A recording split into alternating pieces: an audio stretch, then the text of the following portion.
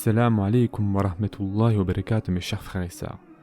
Donc après avoir fait la vidéo sur à quoi ressemble l'enfer, je pense qu'il est nécessaire maintenant de faire la vidéo à quoi ressemble le paradis.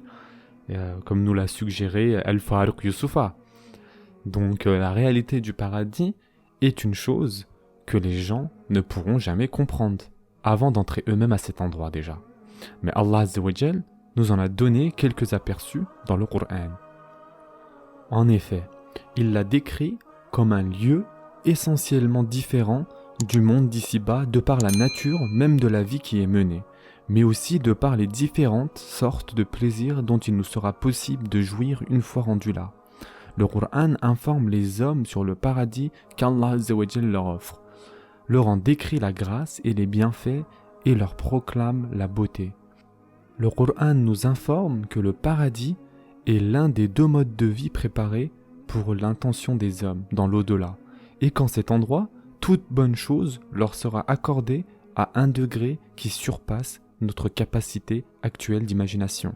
Le Coran montre aussi que le paradis est un lieu où toutes les faveurs divines ont été créées à la perfection et où les gens se verront offrir tout ce que leur cœur désire et ce à quoi leur âme aspire. Et que les gens y seront loin du manque et du besoin, de l'anxiété ou de la tristesse, de la peine et du regret. Toutes les sortes de beauté et de bienfaits existent au paradis et y seront dévoilés dans un état de perfection jamais vu ni connu auparavant. Allah Azza wa Jal a préparé de telles largesses et faveurs là-bas comme cadeau aux seules personnes dont il est satisfait. Mais maintenant, quelle est donc la nature de ces plaisirs du paradis et en quoi seront-ils différents des plaisirs de notre monde actuel ? Nous allons tenter de mettre en relief quelques-unes de ces différences. Des plaisirs purs, sans aucune douleur ni souffrance. S'il est vrai que dans notre monde actuel, les gens jouissent de certains plaisirs, ils font aussi face à beaucoup de dur labeur et de souffrance. Si nous devions passer à la loupe la vie que nous menons, nous trouverions que l'adversité et les privations surpassent de loin la facilité et le confort, n'est-ce pas ? Quant à la vie dans l'au-delà, elle sera exempte d'adversité ou de souffrance, et les gens y vivront une vie de pure joie et de pur plaisir. Tout ce qui cause de la peine, de la douleur et de la souffrance dans notre monde actuel sera absent dans l'au-delà. Voici certaines des choses qui causent des souffrances ici-bas. Nous avons bien sûr la richesse et l'argent. Lorsque l'on pense au succès dans cette vie, on imagine habituellement de grandes maisons, de beaux vêtements, de beaux bijoux et des voitures de luxe. La stabilité financière est perçue comme la clé d'une vie heureuse. Pour la plupart des gens, le succès est inséparablement lié à l'argent, même si c'est très loin d'être la vérité, mes chers frères et sœurs. Combien de fois avons-nous vu les gens les plus fortunés vivre des vies tellement exécrables qu'elles les mènent parfois jusqu'au suicide ? L'argent est une chose que les humains, par nature, désirent par-dessus tout, et dans la création de ce désir, il y a une grande sagesse. Lorsque ce désir n'est pas assouvi, cela cause un certain degré d'insatisfaction et de détresse chez les gens.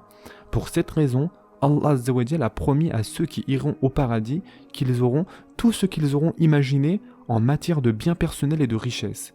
Et cette promesse s'adresse tant aux gens qui auront été extrêmement pauvres et qui ont été exposés à la faim et à la soif qu'à ceux qui auront vécu dans l'aisance tout en désirant être plus fortunés encore. Allah Azza wa Jal nous donne un aperçu de cela lorsqu'il dit « Et il y aura pour eux tout ce que les âmes désirent et tout ce qui réjouit les yeux. » Surat Az-Zuhruf, verset 71. Et on dira à ses habitants, mangez et buvez comme vous voulez, en récompense des bonnes actions que vous avez faites dans le passé.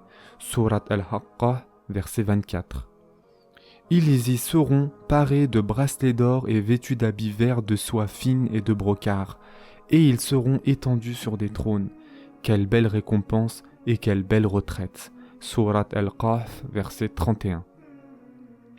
Concernant la maladie et la mort, une autre cause de douleur et de souffrance dans cette vie est la mort d'un être bien-aimé ou la maladie, qui seront toutes deux absentes du paradis, car là-bas, personne ne souffrira de maladie ou de quelconque douleur.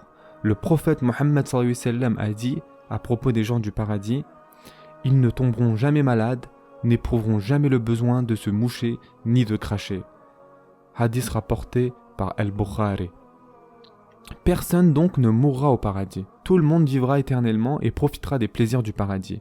Le prophète sallallahu alayhi wa sallam a dit que lorsque les gens entreront au paradis, une voix s'élèvera et dira « En vérité, vous serez indéfiniment en bonne santé sans jamais être malade. Vous vivrez éternellement sans plus jamais connaître la mort. Vous resterez perpétuellement jeune sans jamais vieillir.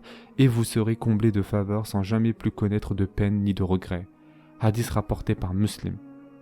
Concernant les relations sociales maintenant, les gens du paradis n'entendront aucune mauvaise parole ou commentaire blessant et ne ressentiront donc pas de remords à cause de disputes ou de désaccords personnels. Ils n'entendront que de bonnes paroles et des paroles de paix. Allah Azza wa Jal dit « Là, ils n'entendront ni futilité, ni récrimination, mais seulement les mots « paix, paix ». Surat Al-Waqi'a, versets 25 et 26. Il n'y aura aucune animosité entre les gens, ni aucun ressentiment. Et quelque rancune qu'ils puissent avoir dans leur cœur, nous l'en extirperons. Surat Al-A'raf, verset 43. Le prophète sallallahu alayhi wa sallam a dit « Il n'y aura pas de haine ni de ressentiment entre eux, leurs cœurs seront comme un seul cœur, et ils glorifieront Allah matin et soir. » Hadith rapporté par Al-Bukhari. Les gens auront dans l'au-delà les meilleurs des compagnons qui auront aussi été les meilleures personnes dans le monde d'ici-bas. Quiconque obéit à Allah et aux messagers, ceux-là seront avec ceux que Allah a comblés de ses bienfaits, les prophètes, les véridiques, les martyrs et les vertueux. Et quels bons compagnons que ceux-là. Surat Al-Ma'ida, verset 69. Les cœurs des gens du paradis seront purs, leurs paroles seront bonnes, leurs actions vertueuses. Il n'y aura là aucun commentaire blessant, contrariant, offensant ou provoquant, car il ne peut y avoir au paradis de paroles et d'actes inutiles. Si nous recensions tout ce qui cause angoisse et détresse dans ce monde-ci, nous trouverions sans aucun doute que ces choses sont absentes du paradis, ou alors qu'on y trouve leur opposé. Concernant le caractère éternel de l'au-delà, les plaisirs de ce monde-ci sont éphémères, tandis que les joies et les délices de l'au-delà seront permanents et éternels. Dans ce monde-ci, lorsqu'une personne apprécie quelque chose, ce n'est qu'une question de temps avant qu'elle ne s'en lasse définitivement ou qu'elle se mette à la recherche d'une autre chose qui lui paraît meilleure, n'est-ce pas ? Cependant, les délices et les joies du paradis augmentent chaque fois qu'une personne les ressente, et nul ne s'en lâche jamais. La vie d'ici-bas est très courte. Les humains ne vivent qu'un court laps de temps sur Terre, et très peu de gens atteignent l'âge de 70 ans. Dis, la jouissance d'ici-bas est éphémère, l'au-delà sera meilleur pour qui craint Allah. Surat An-Nisa, verset 77. Quant au paradis, les gens y vivront éternellement. Allah Azza wa Jal dit « Les provisions y seront toujours disponibles et les ombrages perpétuels. » Surat Ar-Ra'd, verset 35. Tout ce que vous possédez finira par disparaître, tandis que ce qui est auprès de Allah durera. Surat An-Nahl, verset 96. Il leur sera dit, ces largesses, vous les recevrez de nous, et elles seront inépuisables. Surat Sad, verset 54. Donc des biens et des jouissances qui sont inégalés. Les biens mis à disposition des gens du paradis, tels que leurs habits, leur nourriture, leurs breuvages, leurs bijoux et leurs palais, surpasseront de loin tout ce qui est désigné du même nom en ce monde. En fait, il n'y aura même pas de comparaison possible, puisque même le plus petit espace au paradis est meilleur que tout notre monde et ce qu'il contient. Une autre caractéristique du paradis, c'est qu'elle est exempte de toutes les impuretés que l'on trouve dans notre monde. Dans notre vie actuelle, manger et boire induisent les besoins de déféquer et d'uriner, et des odeurs désagréables les accompagnent, n'est-ce pas ? Dans ce monde-ci, quelqu'un qui boit du vin en abondance se retrouve en état d'ébriété.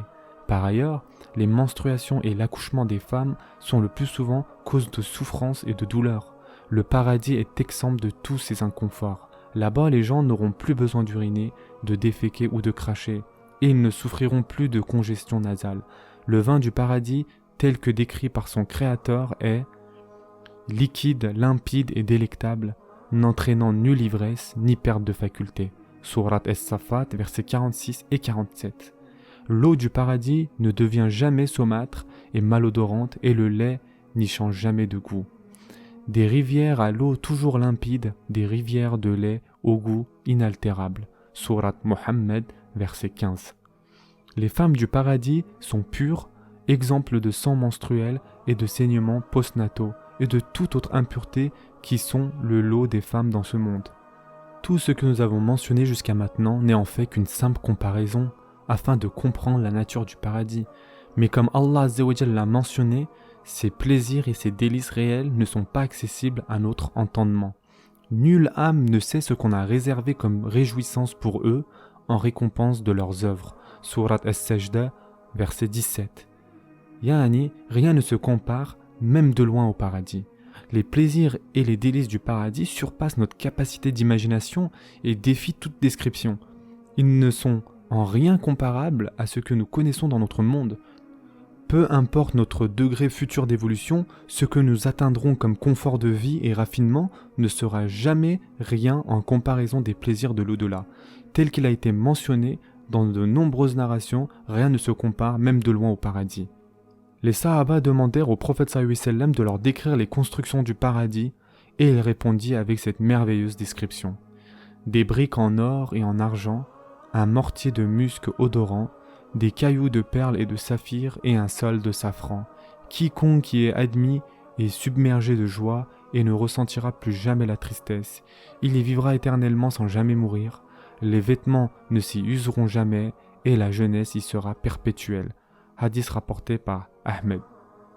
Allah Azza wa Jal dit « Et quand tu regarderas là-bas, au paradis, tu ne verras que la félicité inimaginable et un vaste royaume. » Sourate Al-Insan, verset 20. Ce qu'Allah Azza wa Jal a gardé secret des délices du paradis est au-delà de notre capacité d'entendement. Nulle âme ne sait ce qu'on a réservé comme réjouissance pour eux en récompense de leurs œuvres. Sourate As-Sajda, verset 17. Et je termine avec ça, mes chers frères et sœurs. Allah Azza wa Jal décrit les bienfaits dont jouiront les serviteurs musulmans qui ont cru et qui étaient pieux. Ô mes serviteurs, n'ayez pas peur ce jour-là, ne vous affligez pas.